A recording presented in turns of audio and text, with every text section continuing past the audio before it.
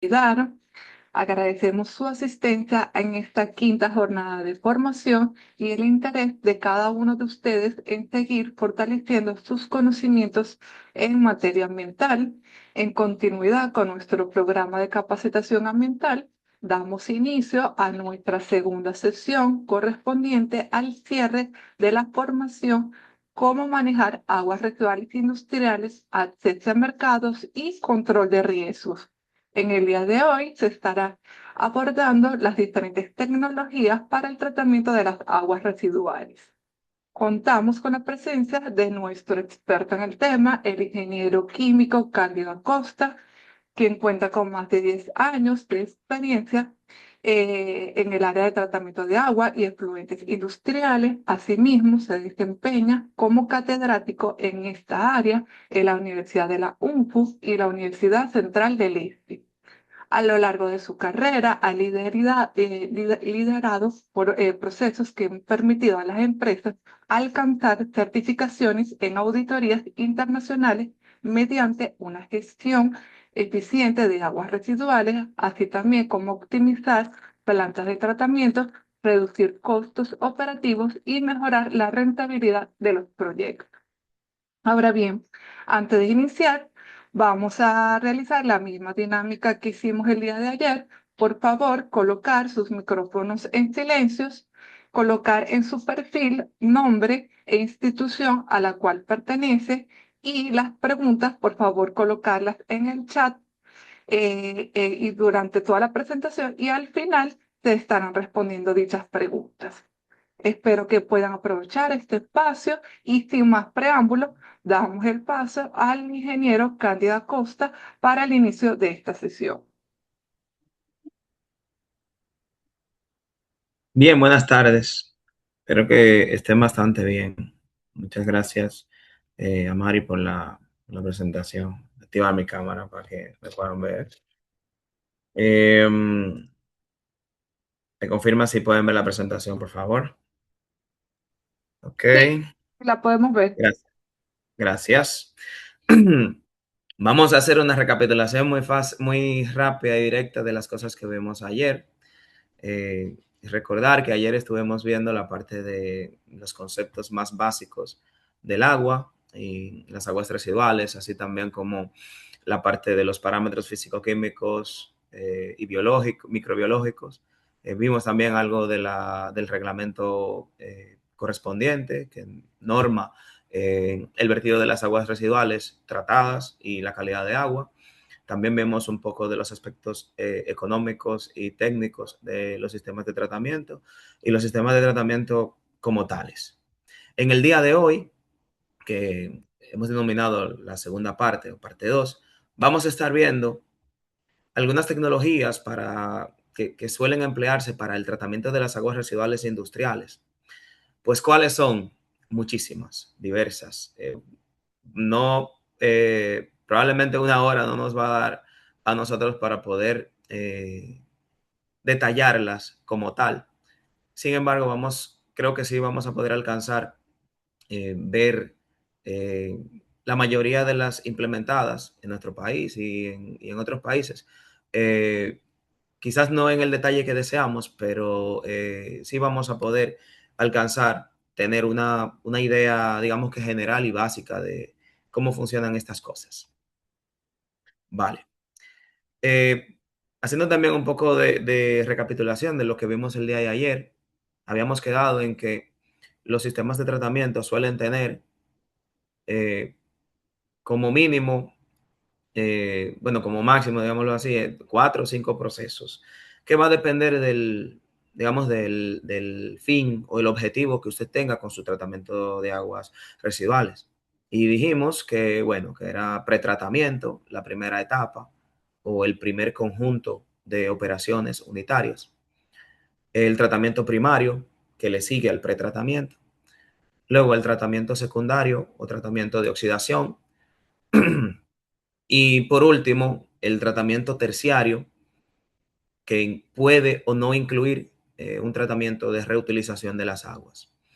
Eh, Dependiendo de cuál sea el uso, repito, de las aguas residuales o el post del uso, va a depender su tratamiento terciario.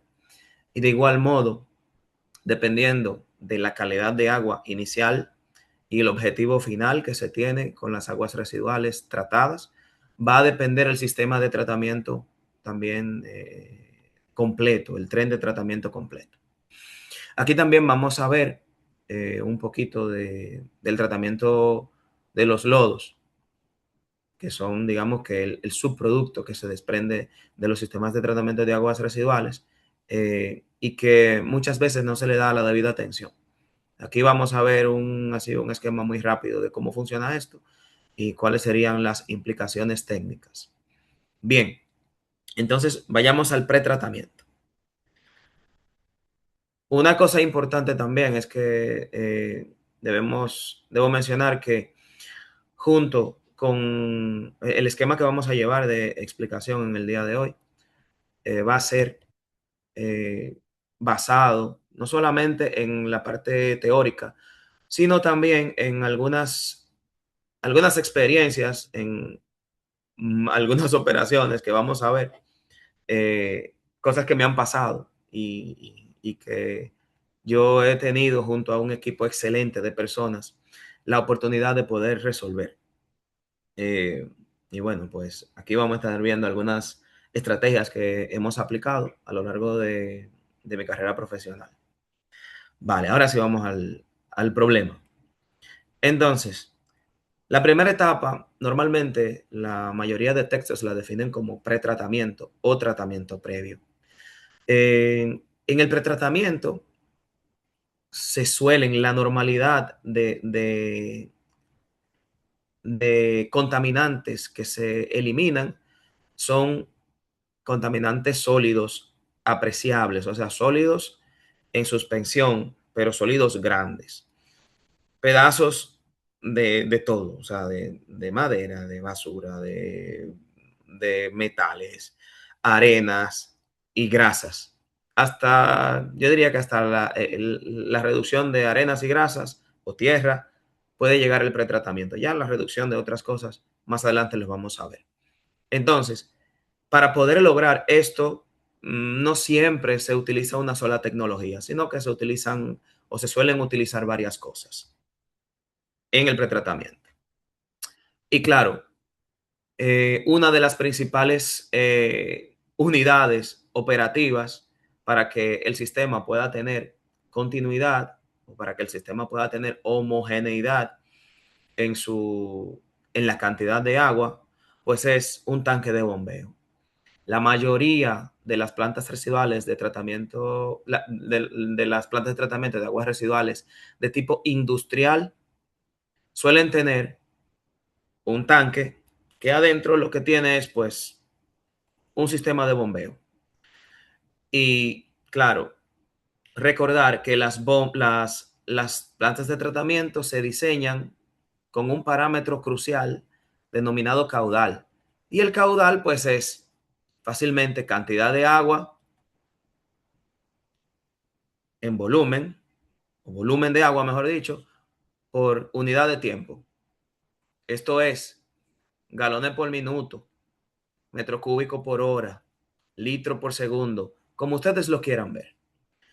Pero es necesario saber y entender cuál es el caudal y las variaciones de caudales que ingresan a la planta. Y bueno, pues ¿cómo yo me doy cuenta de eso, Cándido? Pues fácil. Más adelante vamos a ver que hay una manera de usted poder medir el caudal o varias formas. Pero bueno, sigamos aquí en el tanque de bombeo. Popularmente se le llama como cárcamo de bombeo, lo pueden llamar así, da igual, aquí se conoce como tal, pero esto es simplemente un tanque que tiene dentro una bomba y su objetivo principal es, pues, usted recibe caudales de distintas partes de la planta o de distintas partes del hotel y demás, y la idea es que todo el efluente sin tratar, pues llegue a ese punto, a ese tanque de bombeo. Va a llegar a diferentes caudales, va a llegar en diferentes horas. Y la idea con esto es que usted tenga caudales variables o cantidades de agua, mejor dicho, variables a la entrada y a la salida de su sistema de bombeo, pues tenga un caudal único, un caudal homogéneo que ya usted ha definido en su diseño, pues eso lo define el diseñador. Y que puede ser el promedio de todos los caudales. Eh, entonces, si lo queremos ver como un gráfico, ¿qué es lo que hace esto? Bueno, pues fíjense, si vemos la línea amarilla, esta que está por aquí, la línea amarilla representa las variaciones de caudal de entrada a un tanque de bombeo. Como los procesos no siempre producen la misma cantidad de agua residual, ni tampoco en las casas, si hablamos de agua residual doméstica, tampoco se produce siempre la misma cantidad de agua, sino que describe una curva. Y esta curva puede ser o muy o poco accidentada o muy accidentada dependiendo de cómo sea el proceso. En este caso ha sido así, tenemos en este ejemplo. Y la salida, si ustedes se fijan, en este caso es el promedio de todas ellas.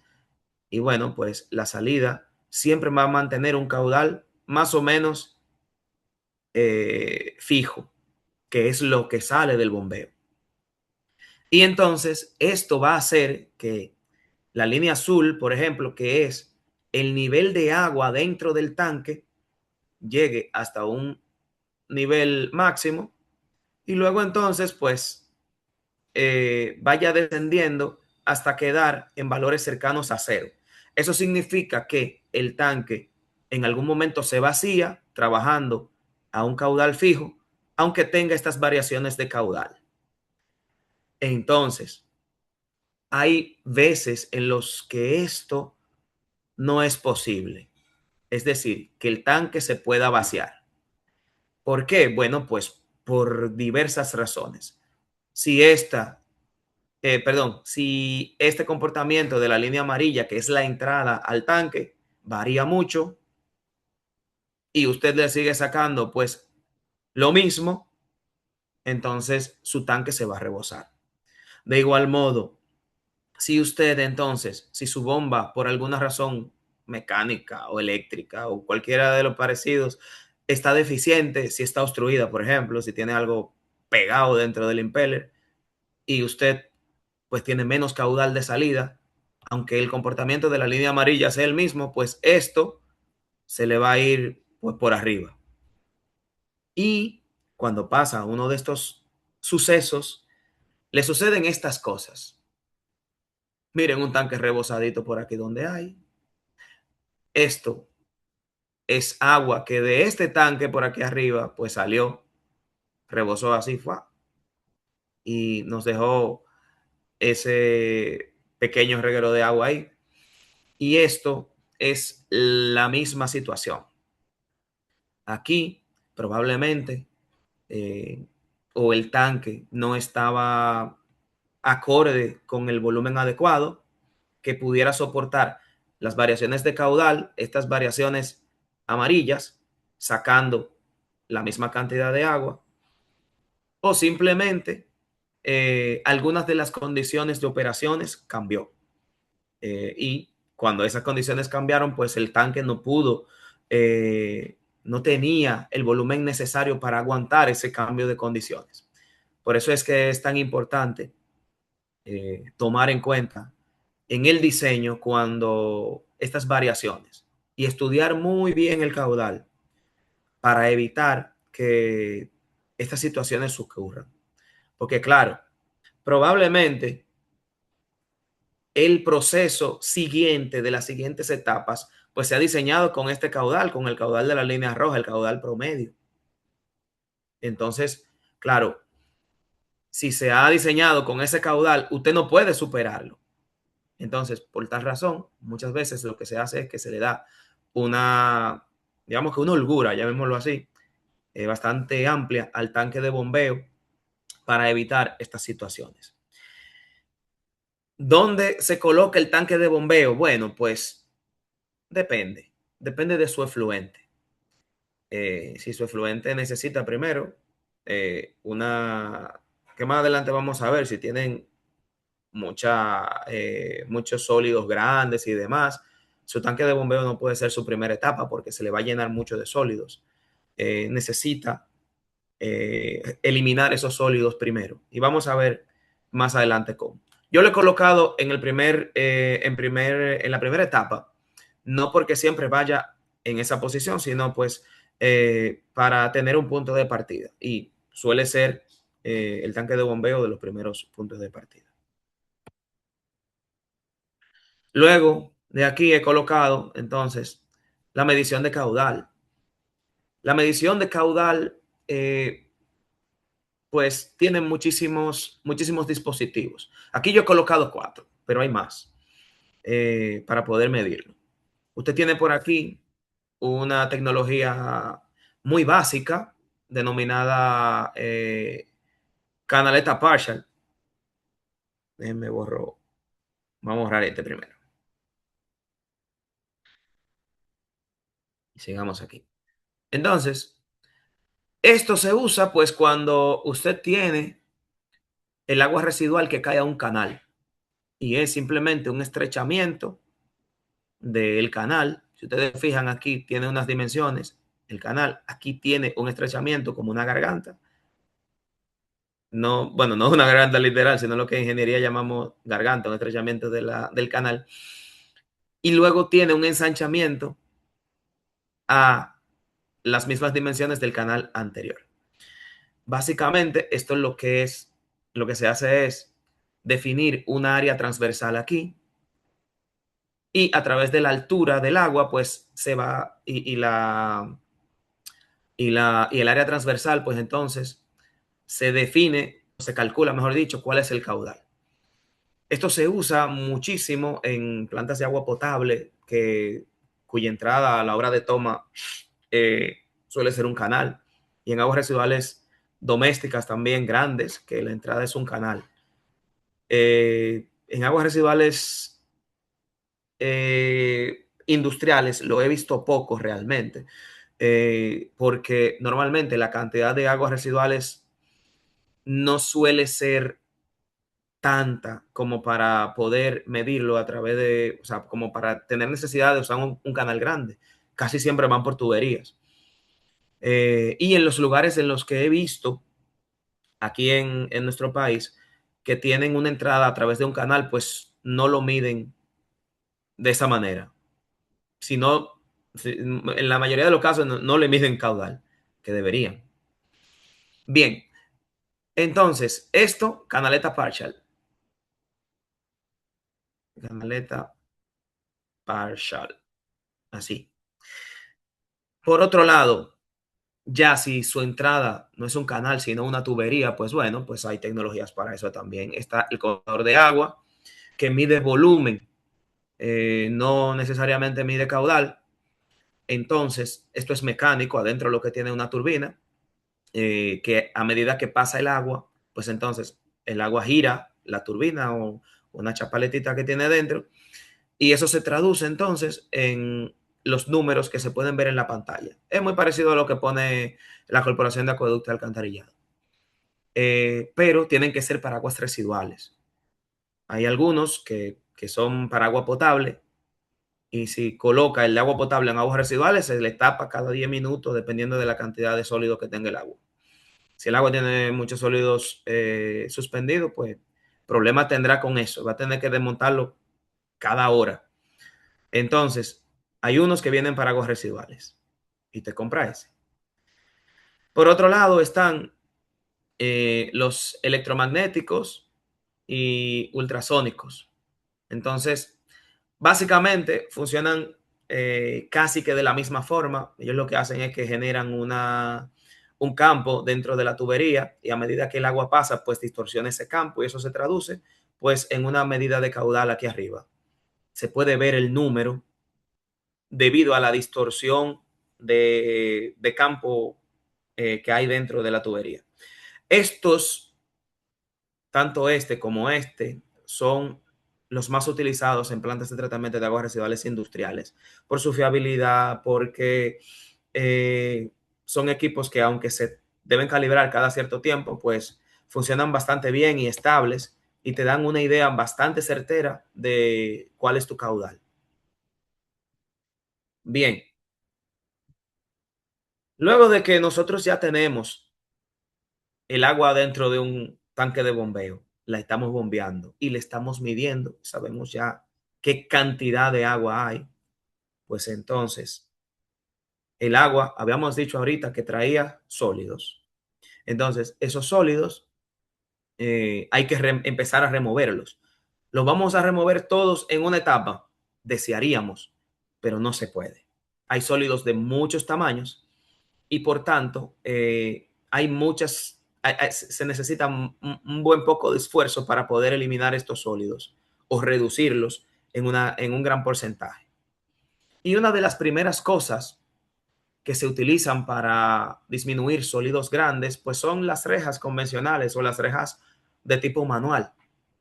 Y las rejas, digamos que son la tecnología más básica para poder disminuir la cantidad de sólidos grandes que se encuentran en las aguas residuales industriales.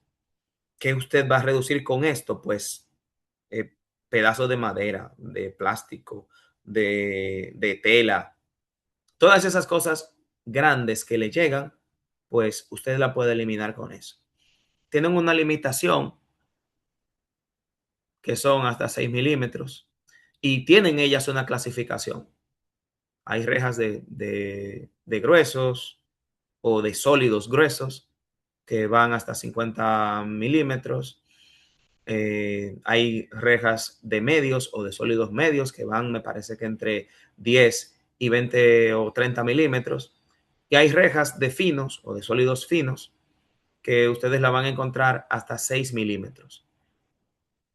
Esto se refiere a que la luz de paso mínima o de menor tamaño puede ser de 6 milímetros, porque esto normalmente se construye o se compra construido. Usted al mecánico, el diseñador, lo que normalmente suele hacer es que le pide a un taller local que le fabrique esto. Y hay muchísimas limitaciones, pues el acero a ese tamaño es bastante difícil de trabajar así a nivel artesanal. Eh, entonces, esto quiere decir bueno, hablando de la luz de paso nuevamente, que todos los sólidos inferiores a 6 milímetros van a atravesar la reja. Lo que sean superiores a 6, igual o mayores a 6, pues se quedan retenidos. Digamos que en este, imaginemos que las bolitas rojas son los sólidos, pues se quedan ahí retenidas y no pasan a este lado. Pero los que son menores de 6 milímetros, pues pasan idénticos. Esa es una tecnología y es muy básica, pero también funciona, dependiendo del tamaño de sólido que usted tenga en su efluente. Estas van insertas en un canal, así como está, un canal abierto, normalmente canales pequeños. Tiene una velocidad de flujo, una velocidad que debe cumplirse obligatoriamente, porque si no hay cosas que se sedimentan ahí que usted no desea que se sedimente. En otro orden, tenemos la misma reja, pero esta es una reja mecánica. ¿Qué diferencia tiene esa de la anterior? Bueno, pues esto es un poco eh, más organizado, dirían así los muchachos. Pues porque esto, si ustedes se fijan, el flujo va de izquierda a derecha y entonces tiene un mecanismo para la limpieza constante de la reja. Ya no es un señor que tú vas a poner ahí a que agarre y te limpie esa reja, sino que ella misma, ella solita, tiene un mecanismo con un motorreductor y demás y unas especies de rastrillos que van constantemente limpiando la reja y depositan los sólidos en un contenedor que está en la parte de atrás. Esas también van instaladas en un canal. Bien, ahora bien, eh, si hablamos de otro tipo de tecnología que hace la misma función, pero la hace de una manera eh, muchísimo más eficiente, pues porque te da la oportunidad de llegar a sólidos ya no de 6 milímetros, sino de hasta 1.5 o hasta 0.9 y en ese orden de magnitud de milímetros de diámetro de poro. Es decir, que aquí ya no se quedan en 6 milímetros, sino que las partículas que tienen 2 3 milímetros, hasta 1.5, y hay algunos que tienen menos de ahí, pueden ser retenidas y eliminadas. Y bueno, pues estos son los tamices y hay varios tipos de tamices. ¿Cuál se instala? El de su preferencia, el de acuerdo a sus, primero, presupuesto, funcionalidad, eficiencia y lo que usted desea lograr. Pero todos son bastante eficientes y bueno, pues tendrán sus limitaciones, pero son, yo preferiría siempre trabajar con tamices a trabajar con rejas. Entonces, el tamiz, al menos los rotatorios, que son estos dos, en su interior están gobernados o son, primero giran constantemente, son elementos rotatorios que se mantienen girando y a medida que gira, pues entonces el agua residual con los sólidos le cae arriba y ella entonces pues se mantiene girando y llega a un punto en el que por aquí, por ejemplo, hay un raspador que va eliminando los sólidos y los sólidos quedan caen por un lugar y el agua cae por otro lugar. Y básicamente, esta es la primera separación. Ellos son autolimpiables porque en su interior, normalmente de adentro, sale un chorro de agua eh, que mantiene en constante limpieza el sistema para evitar obstrucciones. Hay algunas restricciones con estos equipos que tienen el poro tan pequeño, pues si usted tiene agua con mucha grasa o con sólidos muy finos que se pueden acumular o con mucha dureza, va a tener que hacer limpiezas periódicas para realizar la limpieza o el retirado de eso que se acumula en la malla. Bueno, pues es vertical, perdón, es horizontal y este funciona en un ángulo de inclinación como de 40, 60 grados y va metido dentro del canal. Si usted tiene alimentación por tubería, pues bueno, pues puede utilizar el tamiz rotatorio de la izquierda. Y si su alimentación es a través de un canal, su agua fluye a través de un canal, pues puede utilizar ese tamiz rotatorio de canal. Y bueno, este funciona de manera parecida, solo que pues va inserto dentro del canal y los sólidos hacen ese recorrido y caen aquí en un contenedor que usted le pone. Tiene igual un motor reductor que hace que gire. Aquí, por ejemplo, el tamiz estático, que es uno de los que más me gusta, eh, no tiene ningún tipo de mecanismo rotatorio, no necesita mantenimiento mecánico, solamente de limpieza, no lleva partes automáticas ni nada por el estilo. Eso es un pedazo de metal en el cual el que diseñó eso lo ha hecho con bastante conciencia y hace, pues bueno, funciona, el agua cae por aquí arriba, baña la malla, esta es la malla, todo esto es la malla, y a medida que baña la malla, pues el agua filtrada, llamémoslo así, que no debería ser filtrado, el agua con menos sólidos, cae en la parte interior y se va por una tubería y los sólidos se quedan pues aquí retenidos. Y o sea, llegan hasta este punto porque un sólido va empujando al otro y el fondo pues tiene un contenedor o un tornillo sin fin que los va comprimiendo y los va deshidratando. Algunas cosas de cómo se ven, pues, el, el tema en la operatividad diaria de estos sistemas. Lo que le decía de el man haciendo la limpieza de las rejas, eso se hace manual, la reja manual. Aquí está la reja mecánica que tiene entonces un sistema de limpieza automático.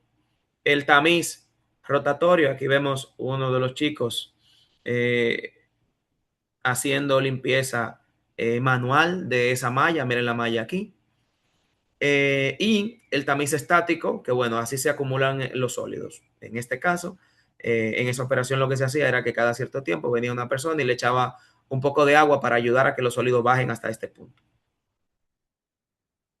Vale. En cambiando de tecnología o cambiando de operación, viéndolo ya un poco más adelante, ya que se quitaron los sólidos grandes, pues suelen quedar pedazos de metal, arenas, tierra y demás componentes que tienen un peso bastante alto, que se sedimentan muy rápido. Para eliminar eso, pues entonces está en los desarenadores. Existen canales de desarenado, que es simplemente un canal bastante largo, que puede ser incluso 10, 18 metros de longitud, para propiciar la sedimentación de las arenas. Y tiene una velocidad de flujo bastante pequeña, entre 0.6, 0.3 metros por segundo. Eso es lento, en verdad. Y bueno, pues simplemente ingresa el agua al canal de desarenado y las arenas se separarán, y lo que no tiene peso para sedimentar en el tiempo que esté ahí, pues no va a sedimentar. Por ejemplo, los sólidos orgánicos no van a sedimentar, pues porque, claro, tienen menor densidad y le tarda más tiempo. Entonces, también tienen los canales de desarenado, tienen variantes. Y está la variante de canal de desarenado con aireación, que, claro, la gravedad, al ser gratis, tiene algunas debilidades en nuestro favor. Eh, o sea, algunas virtudes que nosotros quisiéramos aprovechar, no lo podemos aprovechar, pues, porque no siempre lo que es gratis es bueno o es eficiente, llamémoslo así. Entonces, para evitar este tipo de cosas, pues se ha desarrollado un sistema de desarenado pues asistido con aire. El aire genera esa turbulencia que ustedes ven aquí, o estos, digámoslo así, vórtices dentro del agua, y a medida que se generan esos vórtices, pues las arenas describen este movimiento y se van al fondo. Eh, el movimiento circular hace que las arenas salgan de ese, digamos, de ese espiral y se vayan al fondo a un menor tiempo y una mayor eficiencia. Ese es uno, que es un desarenador aireado. Pero también está el desarenador tipo vórtice o tipo vortex, en cuyo funcionamiento es muy parecido a este, pero no necesita aire, sino que con el mismo sistema ha sido dispuesto de modo que el agua describa ese movimiento y las arenas, utilizando la misma fuerza centrífuga, vayan al fondo y se eliminen, y el agua ya tratada pues entonces salga por esta vía. Por otro lado está el desarenador desengrasador, que en plantas residuales domésticas, municipales grandes, yo creo que esta es la tendencia, pues porque las últimas que he visto tienen las dos operaciones integradas y tienen en un lado el desarenador aireado, ¿verdad? Y el desengrasador al ladito sin aire. Entonces, tienen las dos funciones en este mismo equipo. Entonces, básicamente, yendo a la parte de desengrasado, ustedes saben bueno, la grasa es un contaminante, y bueno, pues un contaminante que tiene eh, mucha materia orgánica, y por tanto, eh, y como son cadenas largas de carbono, pueden ser difíciles de degradar en operaciones posteriores. Entonces, como les acabo de mencionar, se puede eliminar eh, dejando reposar eh, el agua junto con la grasa, y por diferencia de densidad, entonces la grasa va a flotar en algún momento y el agua se queda en la parte de abajo. Esto funciona es en continuo, no es que llenamos un tanque y lo dejamos que repose, que también existe esa tecnología, pero en el caso eh, de, al que me estoy refiriendo es desengrasadores en continuo. Y está el desengrasador desarenador, del cual acabamos de hablar, y está la convencional trampa de grasas, que básicamente es pues un tanque en el cual se crean las condiciones de volumen, se le da un volumen y X, dependiendo de el volumen, el caudal de entrada que tengamos, ¿verdad? Y que, bueno, pues el tiempo de retención o el tiempo de permanencia dentro de ese equipo normalmente debe ser superior a media hora. Entonces, eh, para trabajar en continuo, el caudal debe ser, eh, pues, la mitad del volumen, es decir, como mínimo. No, al revés.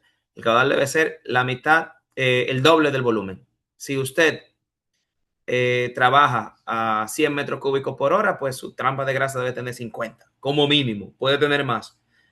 Entonces, eh, con esto, ¿qué es lo que se necesita hacer o qué es lo que se va a hacer? Bueno, pues el agua entra a una velocidad X específica, a la velocidad que sea que marque el caudal, pero adentro tiene un dispositivo o un deflector que lo que hace es que choca con el agua, o el agua choca con ella, perdón, para disipar esa energía y bajar la velocidad.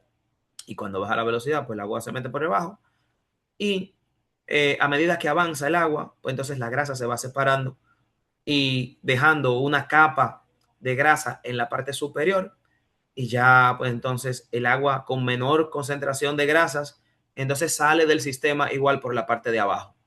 Hay muchos lugares en los que tienen aquí un codo aquí, perdón, una T aquí con un tubo un poquito más alto y una T aquí y ya.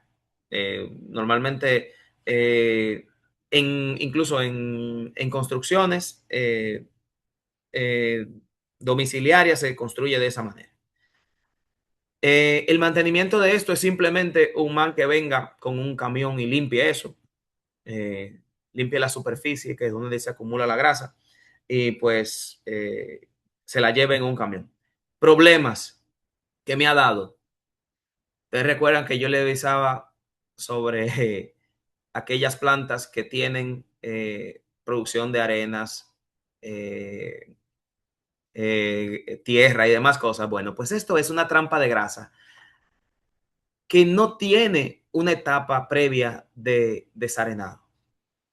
O en ese momento no tenía una etapa previa de desarenado. ¿Qué pasaba ahí? Bueno, pues se mezcló la grasa o se mezcla constantemente la grasa con la tierra, con las arenas. Eso flota y al final tú no tienes solamente grasa, sino tienes un complejo de materia orgánica mezclado con grasa, o de materia orgánica de la grasa mezclado con un montón de tierra. Y eso es un dolor de cabeza. Cuando la trapa de grasa se llenaba, pues entonces empezaba a pasar, no grasa, arena. Y entonces era bastante difícil lidiar con eso. Luego está el ajuste del pH, que es simplemente, usted tiene, normalmente en su planta tiene pHs que son variables. Si hay lavados alcalinos, pues usted va a tener pH mayores a 10. Si tú tienes lavado ácido, entonces tú vas a tener pH pues, menores de 4 o 5. Entonces, esos pHs muchas veces eh, no son buenos para el proceso. ¿Y qué se hace? Pues en un tanque, y es bueno que se hagan en automático, que se miden en automático, y ese sistema automático entonces atado a un controlador va a un sistema de bombeo que le dice, bueno, pues si estamos alcalinos por encima de 9, pues empieza a dosificar ácido.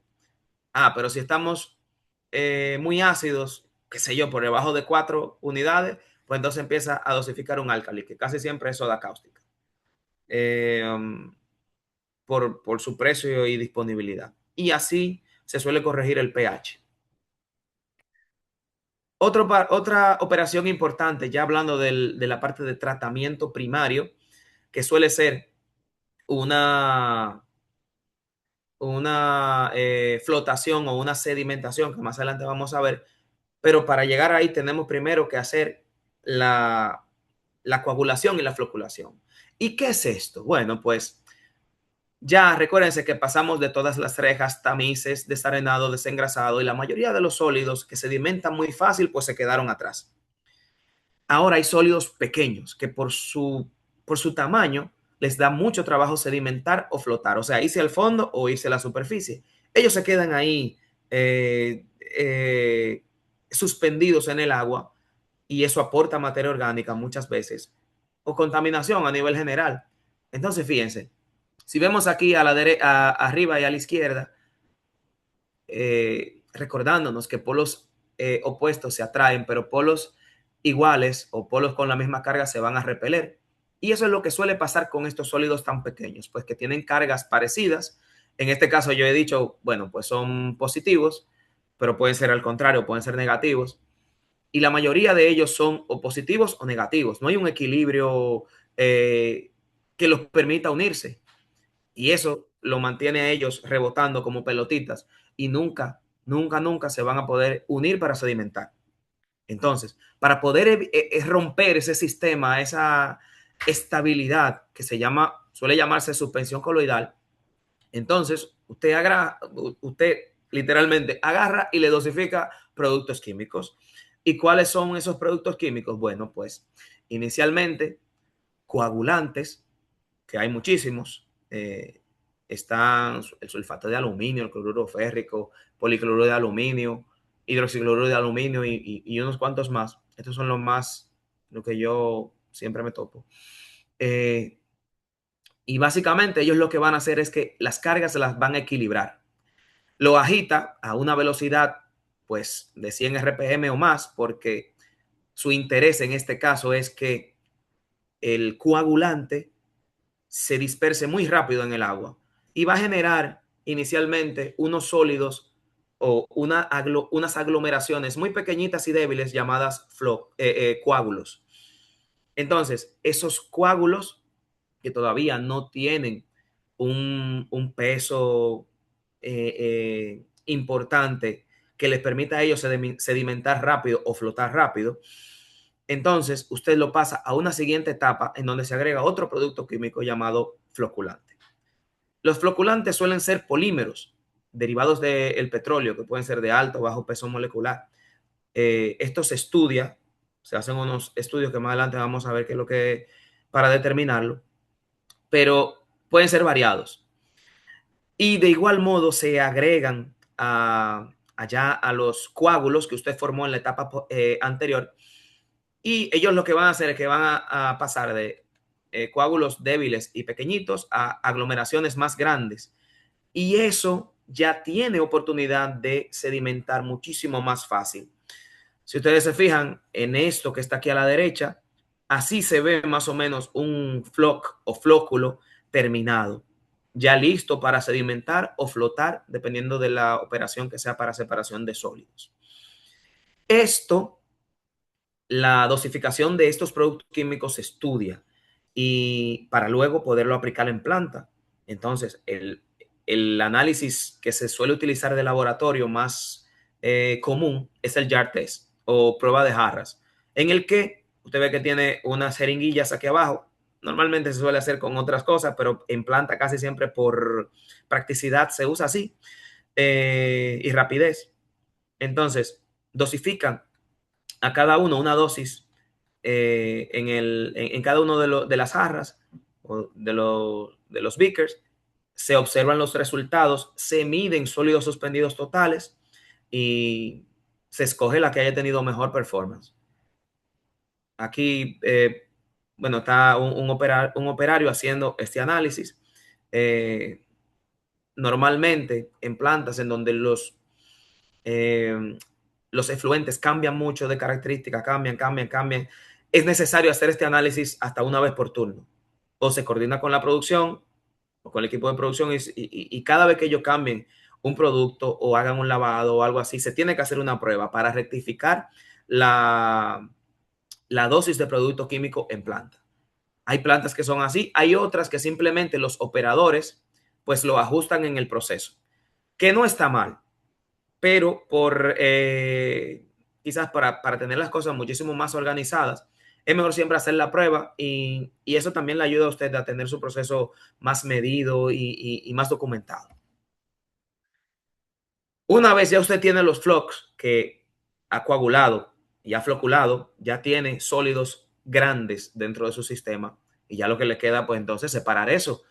Y al separar eso usted va a disminuir carga, pues entre 40 y 50% de la carga en términos de DBO y de QO se puede eliminar. Y para pues eliminar eso, separarlo, pues se utiliza un sedimentador que utiliza la gravedad para separar los sólidos de la fase líquida. Y bueno, pues los sedimentadores son equipos tales como ese, son básicamente un tanque al que el agua entra, choca con ese anillo que ustedes ven en el centro para bajar la velocidad y describe digamos que una trayectoria que permite que los sólidos vayan al fondo. Ese puente que ustedes ven ahí sobre el clarificador o sedimentador, básicamente lo que hace es dar acceso al reductor que está en el centro y en el fondo entonces tiene unos trascadores que van eh, barriendo el fondo, de modo que todos los sólidos caigan en el centro y de ahí se bombean. Por otro lado está la flotación, que en nuestro país se suelen utilizar dos formas. Eh, la flotación por cavitación o CAF, que utiliza una turbina para generar microburbujas y esas microburbujas entonces con el agua floculada, esas microburbujas se liberan en la cámara de flotación y consigo llevan los flux hacia la superficie, hasta aquí. Y de ahí entonces hay un raspador o un skimmer que se mantiene constantemente trabajando y entonces lleva los sólidos hacia este punto y ya son retirados. Por otro lado está el DAF, que el DAF es digamos que la única diferencia, sí, la única diferencia bastante marcada del CAF es la manera en la que se produce la microburbuja. Entonces, en el DAF lo que se hace es disolver agua del mismo proceso en aire o disolver aire en agua, perdón, a alta presión y luego se libera en la cámara de flotación. Y bueno, pues hace un efecto denominado como yo lo denomino como el efecto refresco caliente, en el que si usted destapa un refresco de repente que está caliente, pues la burbuja de CO2 lo que van a tratar de hacer es salir del agua, del líquido, perdón. Y aquí pasa lo mismo, te libera pues eso y los microburbujas van a ser liberadas dentro de la cámara de flotación. Diferencias en términos operativos, pues muchísimas. A nivel de performance, mejor dicho, la eficiencia del DAF frente a la del CAF es superior. Usted tiene eficiencias de sólidos suspendidos de hasta 90 y tanto por ciento. En el CAF usted puede lograr 60%, 70%, pero en el DAF hasta 90%. Y bueno, pues con la reducción de sólido viene la reducción de DQO y DBO. Aquí yo les muestro un problemote que me dio un sistema de flotación en el que si ustedes se fijan a la izquierda, vemos que el skimmer o el barredor de la superficie, pues simplemente se rompió la cadena y se cayó todo. Pues a problemas modernos, soluciones modernas. ¿Qué hicimos? Le quitamos, mientras tanto, mientras se reparaba con el equipo de mantenimiento, pues le quitamos eso y pusimos a uno de nuestros muchachos a trabajar. Esperábamos que se acumulara un buen poco de sólidos en la superficie y él venía pues con con una escoba de esas de agua y le sacaba los sólidos. Esto pues es difícil de hacer. Y bueno, pues fue una contingencia que se hizo mientras tanto, para que ustedes vean cosas que pueden pasarle en planta eh, sin uno tener predeterminado. Los sólidos de un sistema de flotación pueden verse así como están estos. Estos sólidos son bastante agresivos, bastante cantidad de sólidos se retira de esa planta. Y uno de los problemas también comunes cuando existen sistemas con mucho sólido, pues es que se taponen las tuberías como está ahí. Esa tubería dio bastante guerra para poderla destapar y al final lo que tuvo que hacer fue que cortarla y ver qué se hacía. Bien, luego de que usted ya tiene el agua coagulada, floculada, que le ha quitado los sólidos, ya sea en sedimentadores o en flotadores, casi siempre en la industria ya normalmente se están usando equipos de flotación por ser más eficientes que los sedimentadores. Entonces, ya luego de esto, usted entonces tiene agua prácticamente con pocos sólidos, poca carga de sólidos, pero muchas veces con mucho DBO y DQO. Esto suele pasar pues porque el DBO y el DQO son solubles y ya con medios físicos usted puede hacer poco. Entonces tenemos que irnos a medios químicos o medios bioquímicos de tratamiento. Entonces, pues una de las tecnologías más populares para tratar este tipo ya de etapa son los reactores biológicos. Y los reactores biológicos son literalmente un tanque que tiene microorganismos dentro al que usted alimenta con agua contaminada y esa contaminación pues le sirve de alimento. Y hay muchísimos tipos. Están los reactores de tipo aerobios, que necesitan aireación para respirar y vivir y hacer su metabolismo. Y están los reactores anaerobios, que no necesitan aire, pero igual que los aerobios, que también necesitan nutrientes. Los anaerobios necesitan toda la materia orgánica, solamente que le gustan muchísimo más las cargas orgánicas altas en cervecerías, destilerías. Los reactores anaerobios van perfectamente bien.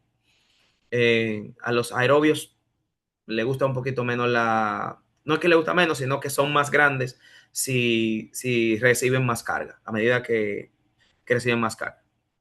Los anaerobios suelen ocupar menos espacio. Entonces,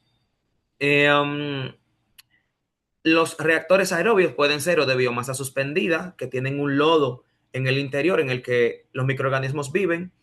Esto pueden ser de membrana o de mezcla completa, variación extendida, como los más convencionales, SBR o canal de oxidación.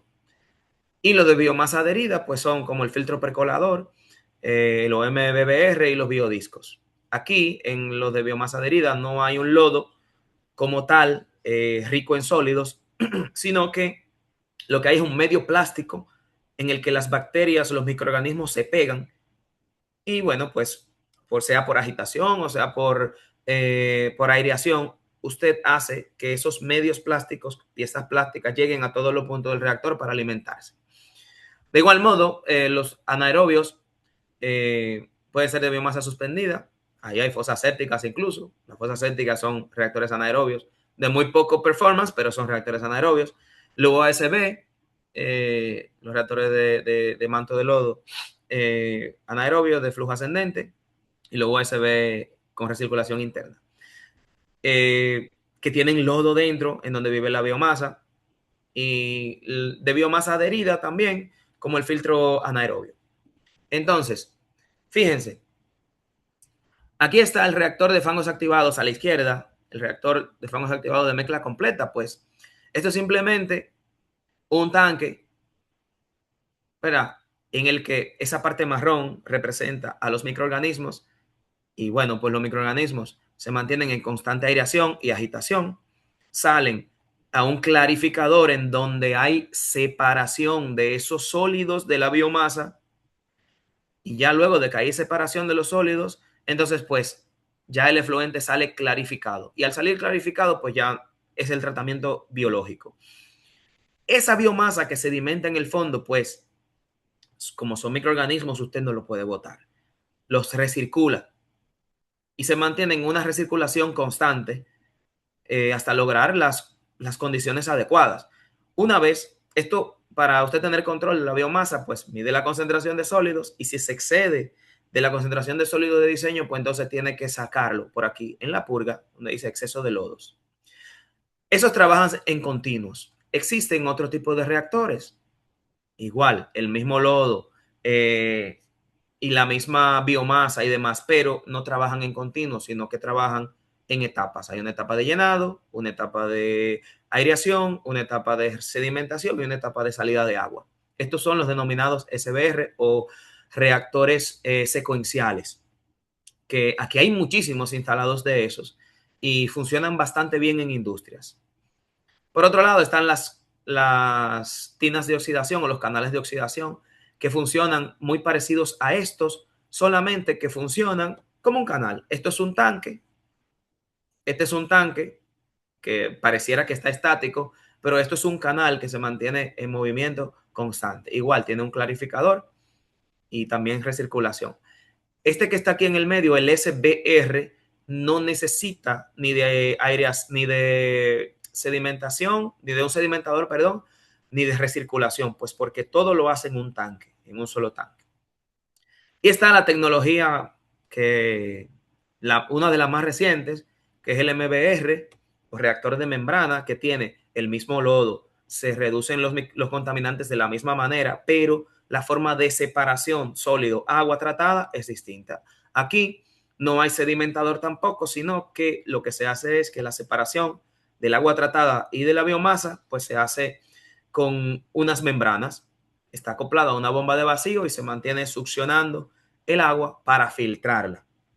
Y bueno, pues la calidad de esta agua es excepcional. Tenemos ahí, puede tener usted de QO inferiores a 10 miligramos por litro, sólido suspendido de 2, 3 miligramos por litro. O sea, es agua prácticamente lista para reutilizar, aplicándole otros procesos, lógicamente. No se podría utilizar directamente sin previo análisis y probablemente un tratamiento de afino o una desinfección agresiva. Entonces, eso con los... Uy, ahora sí no hemos perdido. Sorry. Con los reactores biológicos.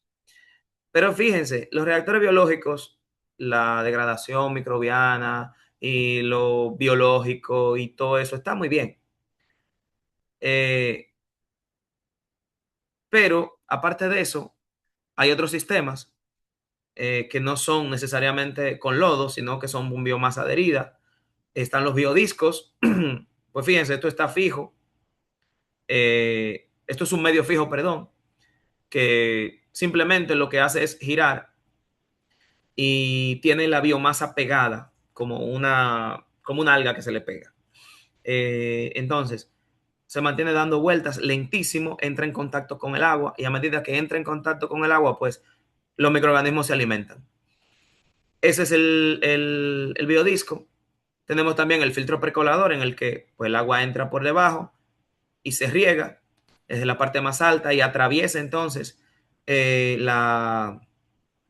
pues, la cama de medio de lecho o de medio de soporte en donde los microorganismos viven.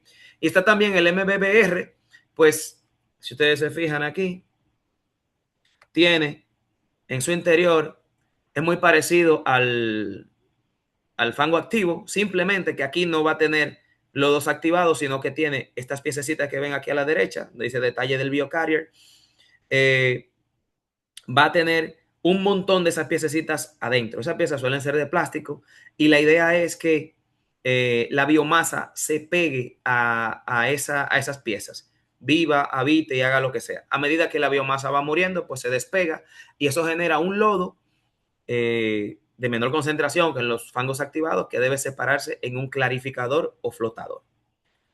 Entonces, por último, los reactores anaeróbicos están aquí, pues, el USB, que simplemente es un tanque que tiene, aunque yo digo simplemente, por eso es dificilísimo de operar a veces, si se inestabiliza. Ya cuando ellos están estables son muy buenos y claro, para un reactor de eso con el pH alterado es difícil de manejar. Y bueno, tienen ellos digamos que la deficiencia que su que su porcentaje de reducción de DBO y de QO suelen estar en torno a 75 a 80% versus 95-97% de los reactores aerobios. Entonces, aquí yo les dejo lo que tiene que tener, como que los requisitos que deben cumplir un reactor aerobio para ser un reactor aerobio. Y tiene que tener pues su tanque, su contenedor, biomasa, o sea, microorganismos, aireación, sistema de aireación que puede ser variado, hay de superficie, hay de turbina, de lóbulo, sumergibles, y también un sistema de difusión de aire. Importantísimo eso, pues los sistemas no se le puede agregar aire y ya, sino que hay que agregar aire en microburbujas si son fangos activados, de modo que esas microburbujas generen un oxígeno disuelto entre 2-3 ppm en el reactor biológico aerobio, de modo que los microorganismos puedan utilizarlo. Eso se logra con difusores de burbuja de cualquiera de los que están aquí, de burbuja fina. Puede ser de discos o de media caña, como estos que son tubitos, o este que es que parece una bomba, pero realmente es un difusor de aire. También existen difusores de burbuja gruesa que se utilizan más para reactores de tipo como este, MBBR, que no solamente van a servir para aireación, sino también para movilidad de la media o del medio de soporte.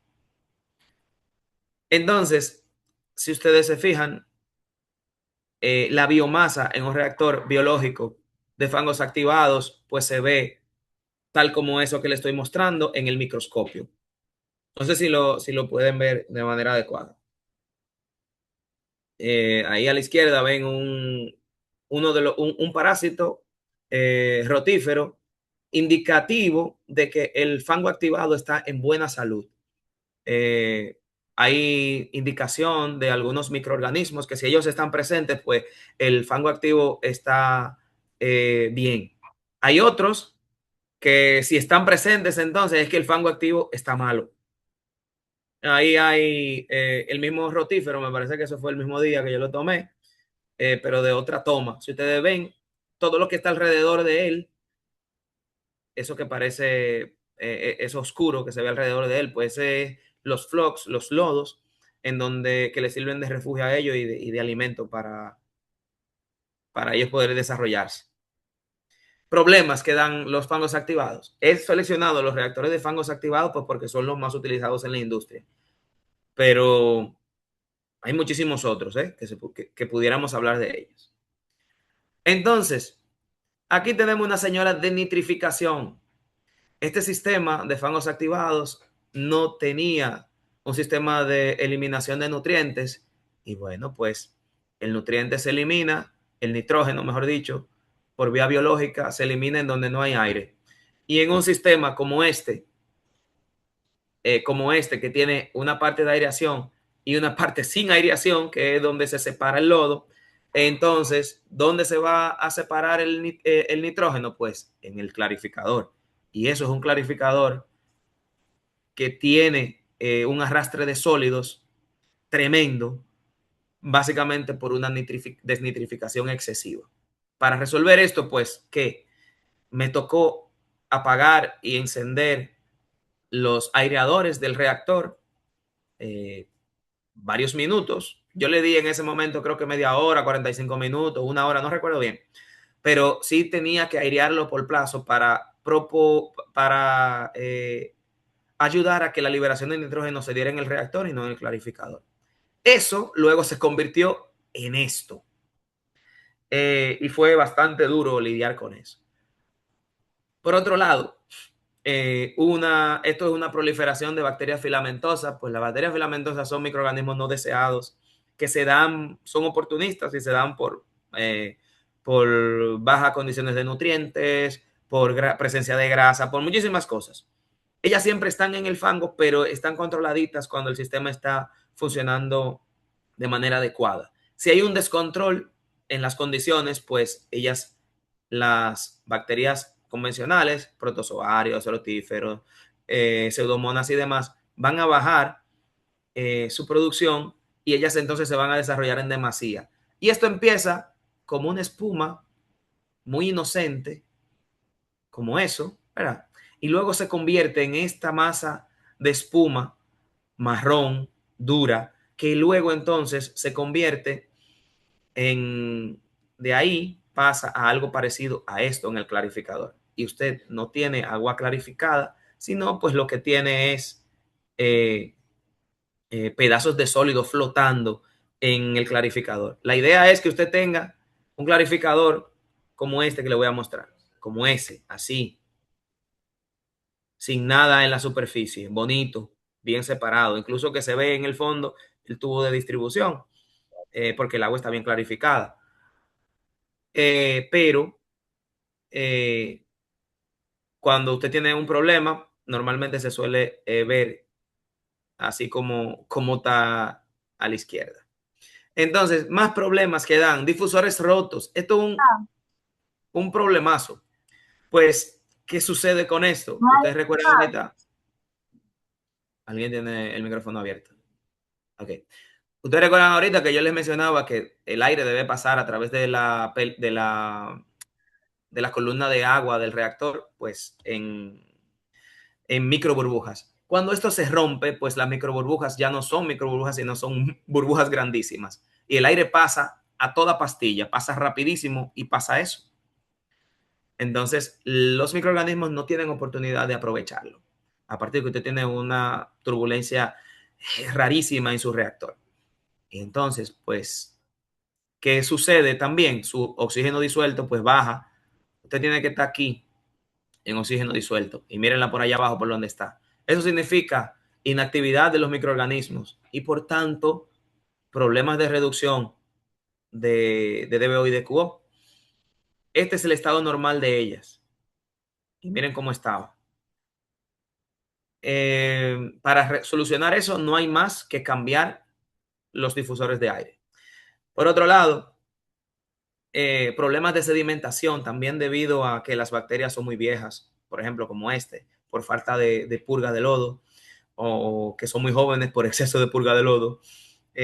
Lo ideal es que el cono se vea como esto, que se ve transparente, no turbio como se está viendo aquí.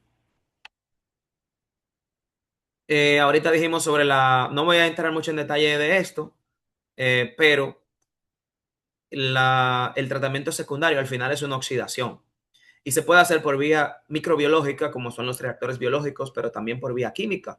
Y uno de los métodos más convencionales para eliminar materia orgánica o contaminantes, mejor dicho, eh, es el ozono, pues por su poder oxidante, uno de los oxidantes que mayor poder de oxidación tiene. Y también existe un método físico-químico denominado método Fenton, en el que hay que alimentar sales de hierro, peróxido de hidrógeno, hay que ajustar el pH y luego hay que agregarle coagulante y floculante para poder eliminar lo que ya usted ha oxidado con el peróxido de hidrógeno. Y usted dirá, bueno, pues ¿cuándo utilizo uno u otro? Ah, eso es muy buena pregunta. Pues cuando usted tenga un DBO sobre DQO menor a 0.4 o a 0.3 o 0.1, eso significa que su agua no es tan biodegradable y por tanto usted puede meterlo a un reactor biológico y lamentablemente los resultados no van a ser de una eficiencia de 95-98%. Ok, luego de que el agua ya ha sido oxidada, sea por vía química o vía biológica, pues entonces a usted lo que le toca es hacer una desinfección. Y para hacer una desinfección, pues hay métodos varios. Está, por ejemplo, esto, que es un tanque de contacto con cloro o un laberinto de contacto con cloro, que si ustedes se fijan, esto que tiene aquí son deflectores y el agua describe una trayectoria tal que así. A la entrada se inyecta cloro, normalmente hipoclorito de sodio líquido, lo puede hacer también con hipoclorito de calcio en polvo, pero es más controlado si es con hipoclorito de sodio líquido al 10%. Entonces, usted dosifica ahí, eh, de modo que al final le quede un valor por encima de 0.05 ppm para cumplir la normativa ambiental, lógicamente. Y claro, entonces el agua lo que va a hacer es que a medida que vaya describiendo esa serpentina, entonces se va a ir mezclando. Y esa es la idea.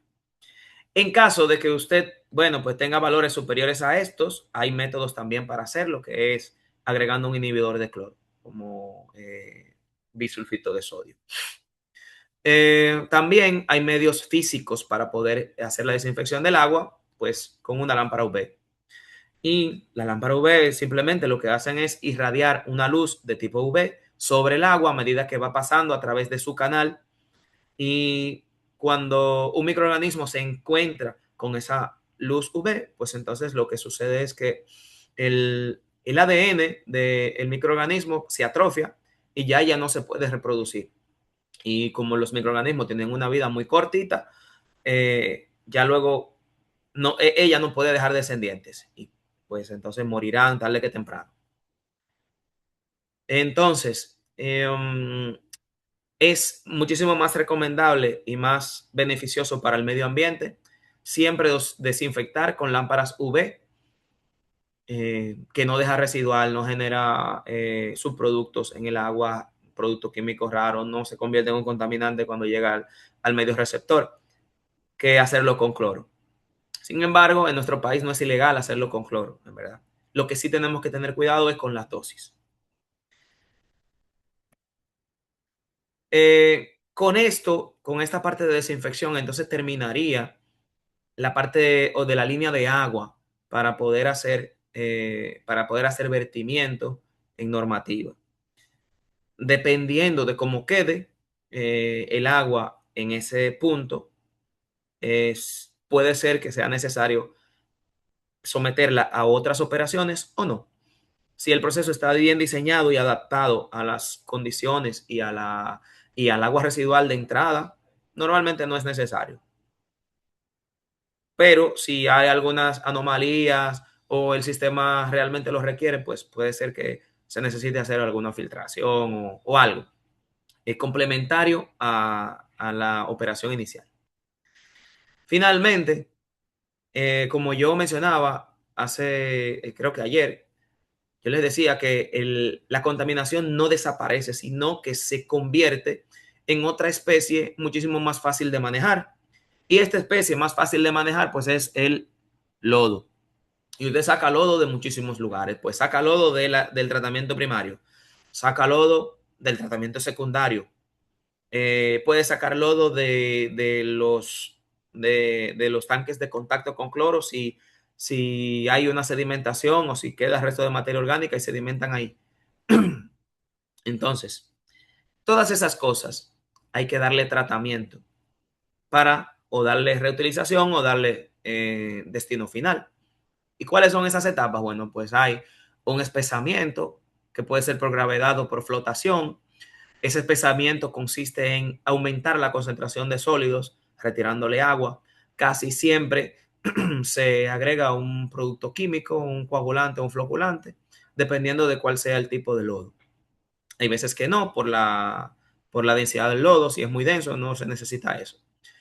Luego de esta etapa, hay que hacerle una estabilización para eliminar patógenos, eliminar restos de microorganismos y demás que todavía siguen presentes en el lodo. Y para esto hay varios métodos.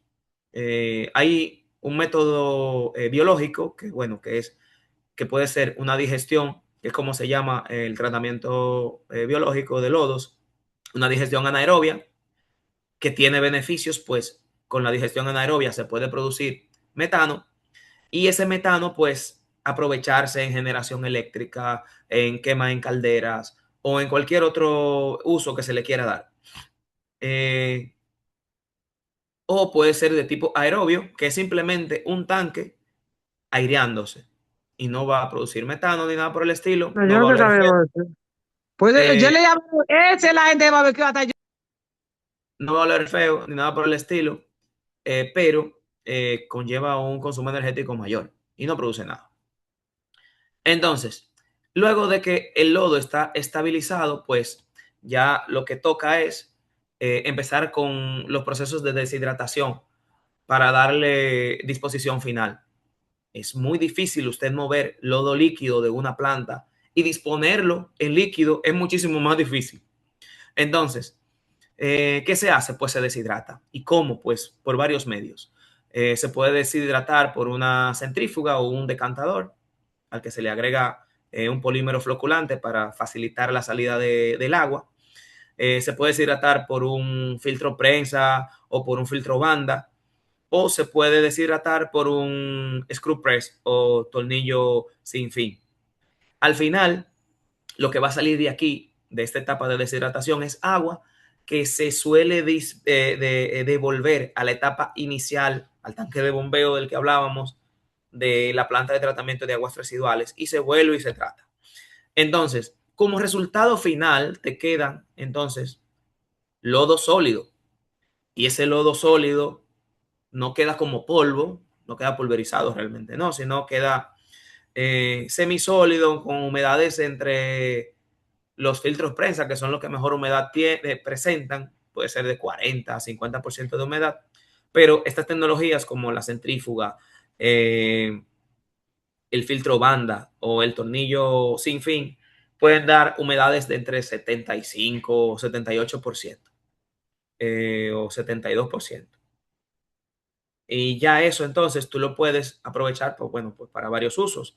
Para fertilizantes, recuérdense que muchos lodos tienen nutrientes bueno, y dependiendo de la fuente generadora de esos lodos, el agua residual cruda, pues va a tener una cosa u otra. Pero si es residuo de agroindustria, a la fija va a poder utilizarse como biofertilizantes porque trae fertilizantes y nutrientes desde el origen. Eso uno, o esos lodos también pudieran continuar digiriéndose en digestores externos, que aquí hay gente que da ese servicio. Eh, o también pudiera disponerse como un residuo no peligroso.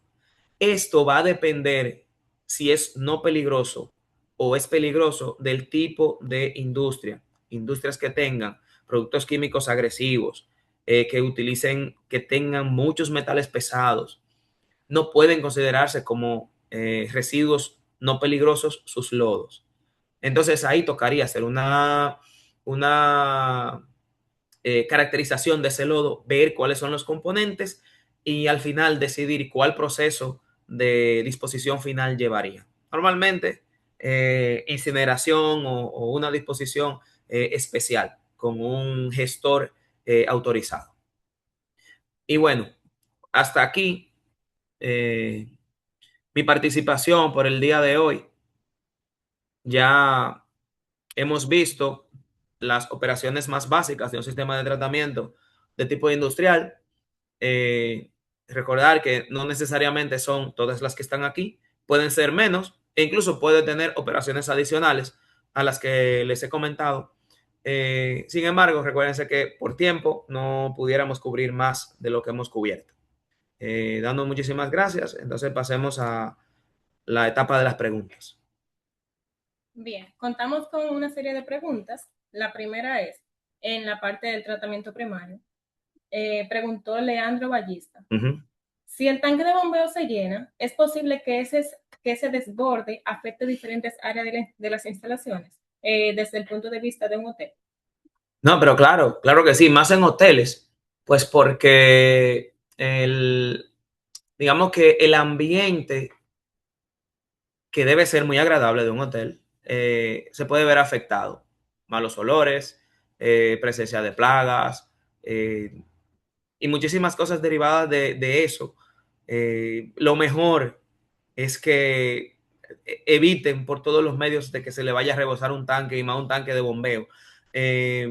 Las plantas de tratamiento de hoteles agregando un poquito más a la idea, suelen ser colocadas de una manera muy discreta en sótanos o en soterradas o así, para evitar que si sucede alguna situación anómala al proceso, eh, pues afecte la estadía de los habitantes del hotel. Entonces, en respuesta a tu pregunta, sí va a afectar de manera muy negativa.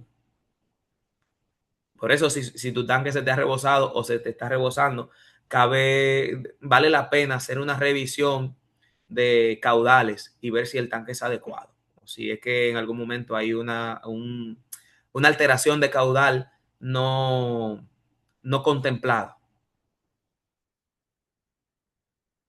Bien, la segunda pregunta fue en la parte del reactor de lodo. Uh-huh. Claudia Dames preguntó, ¿esa biomasa adherida, cómo puede aprovecharse si es que se puede aprovechar? Me refiero al exceso que no se puede utilizar en continuo. Sí, mira, una de las ventajas del MBBR es precisamente que produce muchísimo menos lodo. Las concentraciones de sólidos en el agua que circunda los biocarriers del MBBR no supera los 500 miligramos por litro. Entonces, normalmente es menos lodo y esa es una de las ventajas de ellos frente a fangos activados. Ahora bien, si se deshidrata ese lodo, que debe ser bastante poco, no sé realmente cuánto será tu volumen de reactor, pero si ese lodo se deshidrata y se compacta y demás, pudiera dársele un segundo uso, pues porque de igual modo va a tener nutrientes, tiene mucha materia orgánica y esto como fertilizante suele ser bastante bueno. Yo lo que sí te aliento a que si tú tienes un proceso de estos, puedas estudiar o hacerle una caracterización de, por ejemplo, de nutrientes, materia orgánica, sólidos y demás cosas a ese tipo de lodo para ver en qué se pudiera utilizar. Y si es de agua residual doméstica o de algo o sea, que se pueda reutilizar. Porque recuérdate que si es de un agua está contaminada con algo que no pueda eh, compartir con la vida, metales pesados o demás, o un producto químico raro, ahí sí grave. Por eso siempre es valioso hacer la caracterización antes de decidir para qué se puede utilizar. Pero en conclusión, de que sí se pueden utilizar a nivel general, sí, te diría que sí, pero hay que primero hacer la caracterización para ver en qué. Sería bueno que digan si quedan satisfechos con con sus respuestas. Bueno, tenemos otras preguntas en Ajá. parte del video presentado. El señor Leandro Ballista pregunta, ¿cómo determinan cuáles están buenas y cuáles están malas?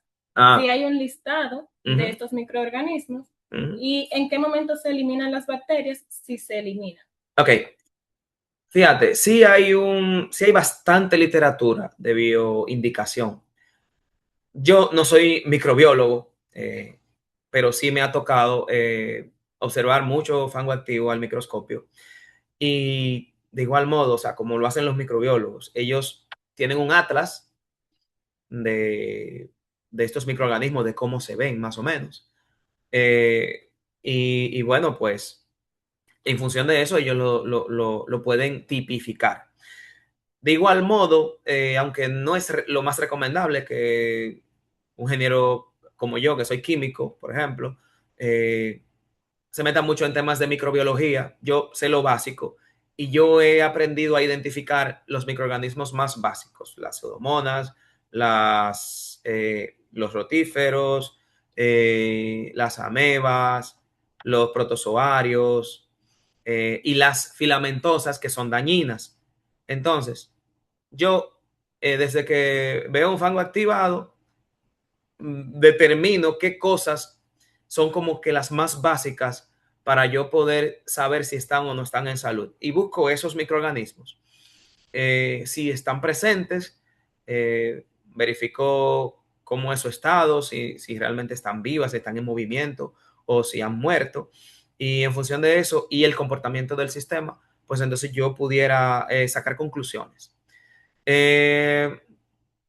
No sé si te referías con la muerte de microorganismos y demás a las no deseadas.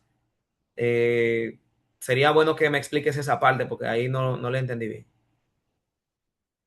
¿Quién fue? ¿Alejandro Ballista? Sí. Alejandro, si puedes explicar un poquito más tu pregunta, sería genial.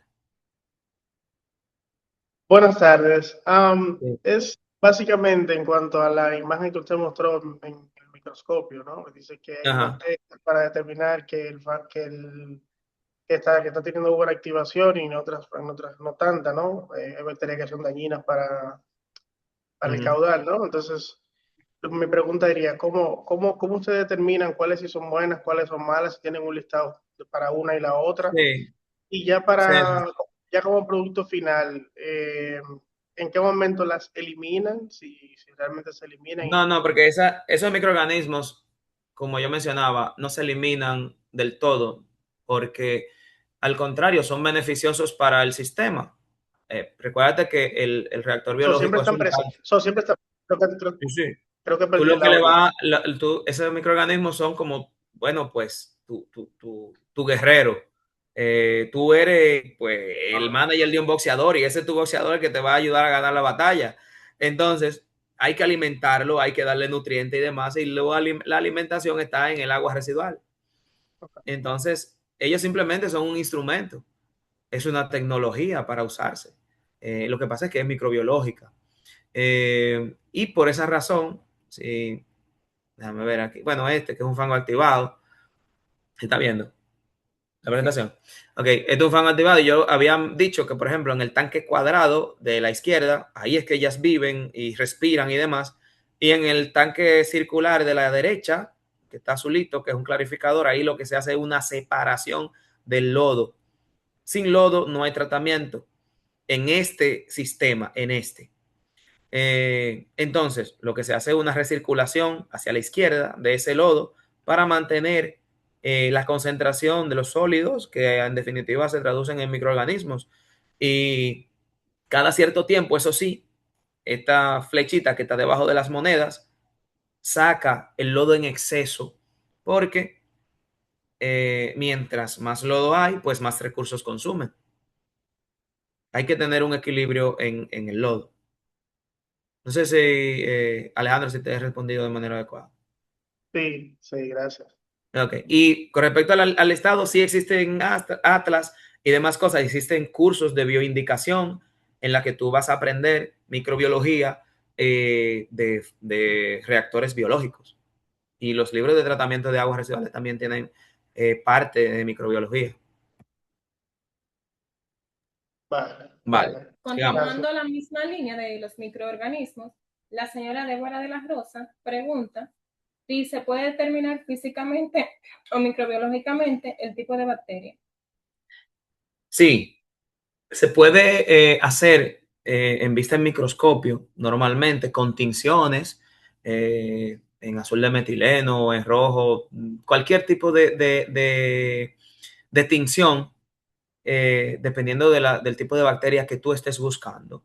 Y claro, hay laboratorios que te pueden dar ese servicio de identificación de la muestra de lodo.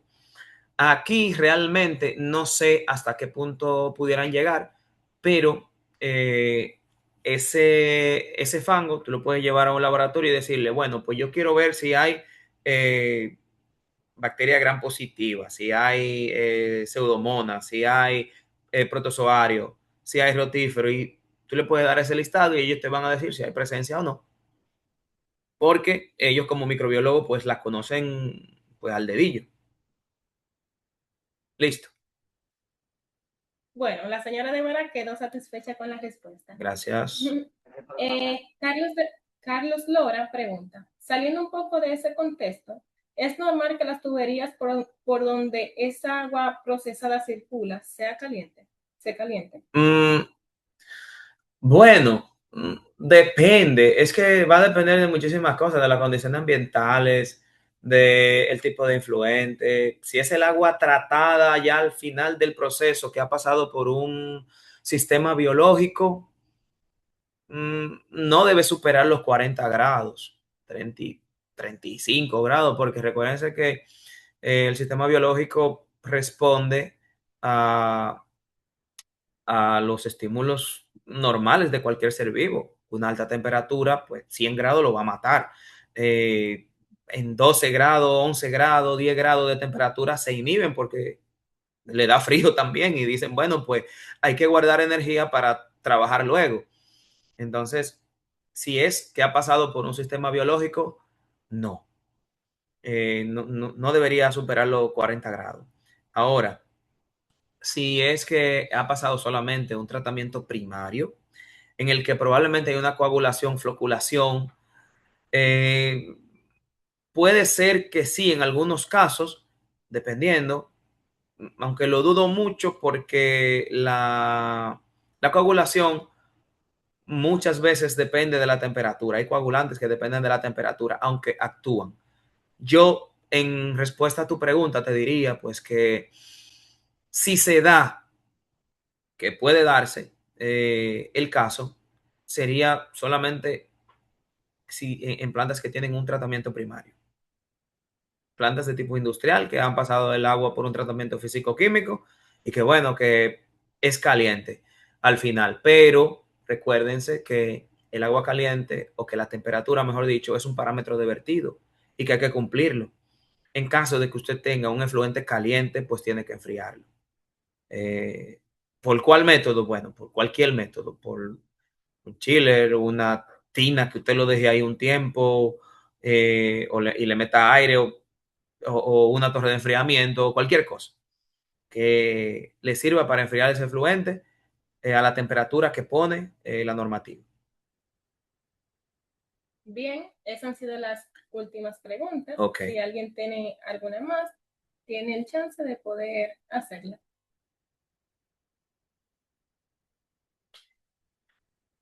Bueno, el señor Leandro Ballista tiene otra pregunta, al parecer. La voy a verbalizar. ¿Puede volver a traer la imagen que me mostró donde separan donde hacen la separación de lodo? Acá, esa misma. Entonces, en la primera imagen, aquí viven las bacterias, ¿no? Sí, sí. Entonces, en la segunda, ya hacen la separación del lodo y el agua queda líquida. Sí. Pero, entonces, cuando, por ejemplo, viéndolo desde un punto de vista de higiene, si yo tengo un pedazo de ensalada, ¿no? De una lechuga, ¿no? Y tiene microbios, ¿no? Microorganismos, bacterias. Y la pongo en una esquina.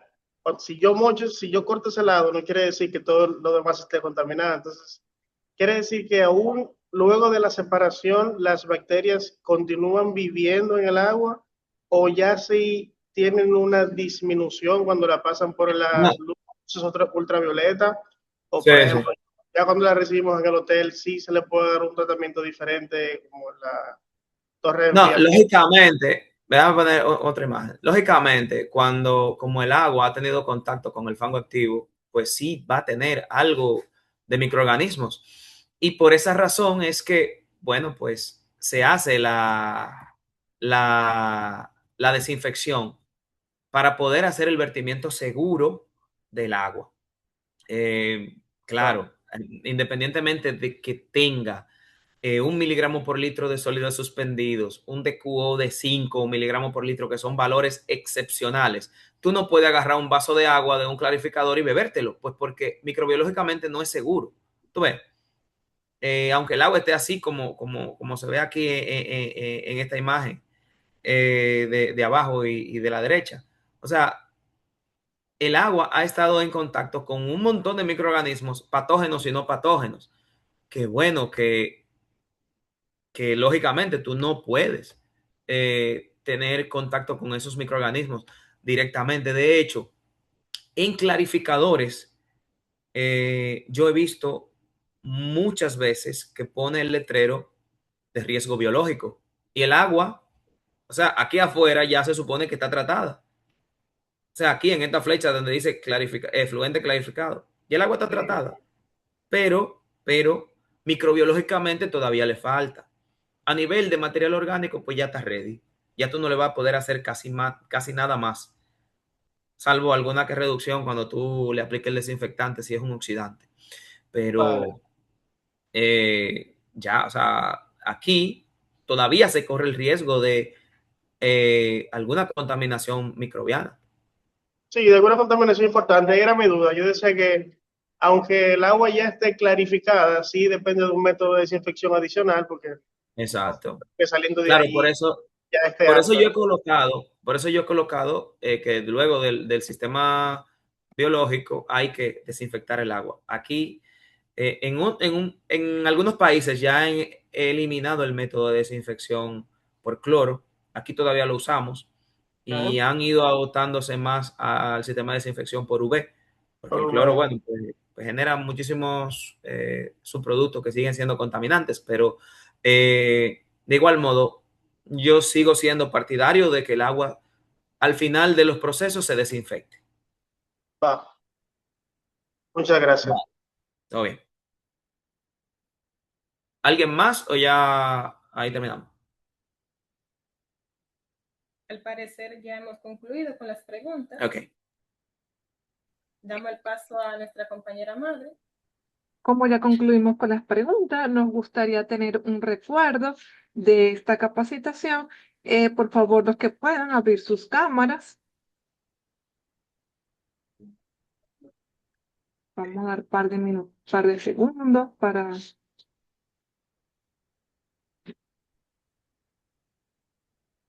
ver no retirarse, que vamos a dar varias informaciones importantes.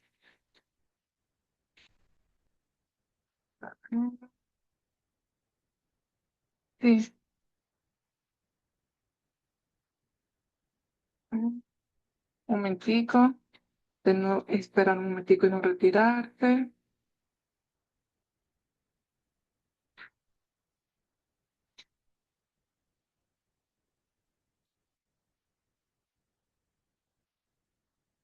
Listo.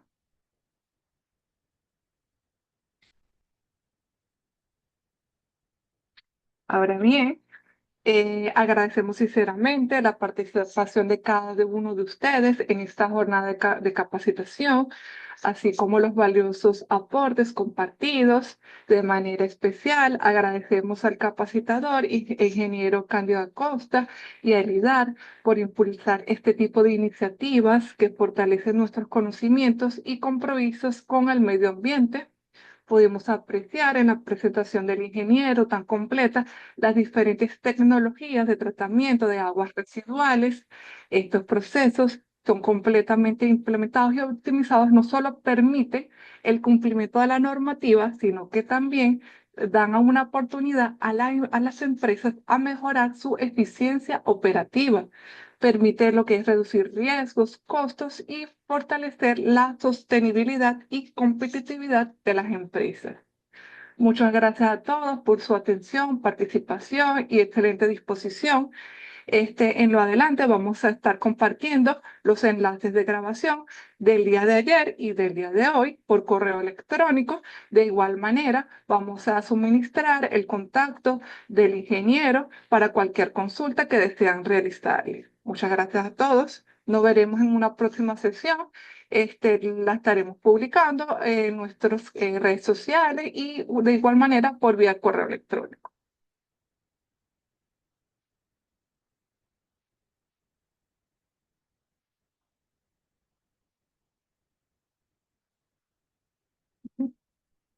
Muchas gracias.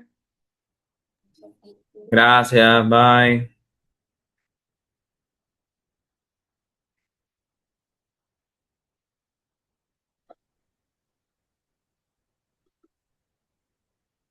Chao, bye. Chao.